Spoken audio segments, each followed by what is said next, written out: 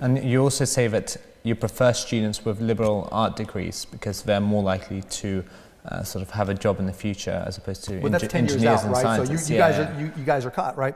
So, we were talking a little bit earlier that, back in the day when PCs first came out, there were people here that would do the accounting with the eye shades on, and they would have a pen and they were writing a ledger, and they would add things up on a 10-key ledger. Then spreadsheets came along and you put it on a PC. Then you connected the PCs together. But back then we automated manual processes. Now fast forward, we're about to enter the phase where we automate the process of automation. Now think about what that means.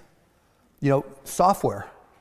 I wrote code for 8 years. Software is just math, right? And when math can pre-calculate or math can configure or learn how to do all the possible combinations of math and write software and optimize a program without human intervention, that's the process of automating automation.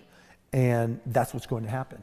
And so it looks like a great job now might not be a great job in 10 years. And when it applies to liberal arts, when you're automating automation and deep learning and machine learning and AI is such a critical part of not just work, but our lives, medicine, whatever, then there's going to be a need for people who can critically evaluate information, lots of information, people who have learned how to learn and learn how to continue to process new information and have a variety of viewpoints. And so I think the value of a liberal arts major, while there'll be that dead period, if you will, over the next 10 years, I think it'll increase exponentially, because when you have so much, look, you walk through the library here and you look at the vast number of books, Donald Trump would faint, but for the rest of you,